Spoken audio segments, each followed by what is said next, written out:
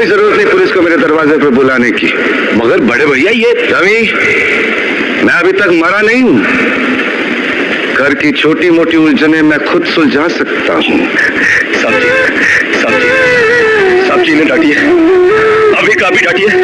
अरे छोटी मालकिन के गहने चोरी हो गए और ये लोग हम पर शक कर रहे हैं। ये लोग सोच रहे हैं कि वो गहने हम कहीं बेचा है।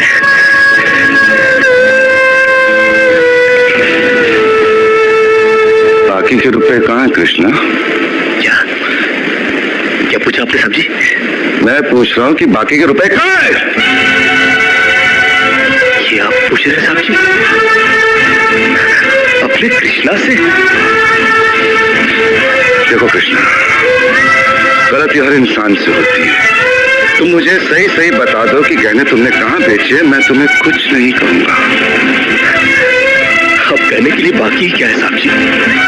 एक छोटा सा सवाल पूछ के आपने बहुत कुछ कह दिया है साहब जी। कृष्णा, बात को आगे मत बढ़ाओ। बात आगे।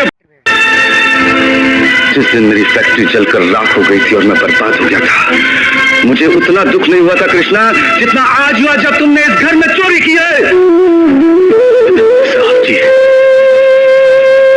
बचपन में जब हमारे माँ बाप मर गए थे ना और हम अनाथ हो गए थे ना, तब भी हमें इतना दुख नहीं हुआ था जितना दुख हमें आज हुआ है जब आपने हमें चोर कहा। साहब जी,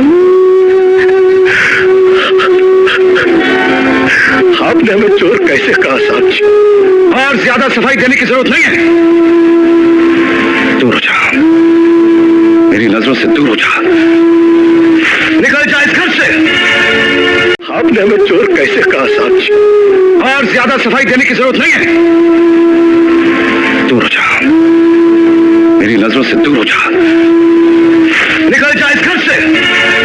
अरे इस घर से ही क्या, इस गांव को ही छोड़कर चले जाएंगे। अरे मुंह जनात का क्या है, काट लेंगे अपनी जिंदगी कहीं भी। इतने साल इस घर में बेफिक्री से ये समझ कर काट लिया कि साहब जी का हाथ है हमारे सर पर। हमको क्या है परवाह किसी बात की, मगर नहीं, अब हम जान गए कि इस दुनिया में अनाथ का कोई नहीं होता। हम जा रहे हैं साहब जी और इस घर में कभी नहीं आएंगे। अभी निकल जा। दोबारा इस घर की दहलीज में कदम भी रखा तो मेरा मरा हुआ मुंह देखेगा तू। अरे नहीं नहीं नहीं, अरे नहीं नहीं नहीं, मुझ नौकर के लिए अपने दिल को दुख देने की कोई जरूरत नहीं। मैं कदम भी नहीं रखूंगा यहाँ पर, कभी नहीं आऊंगा अभी।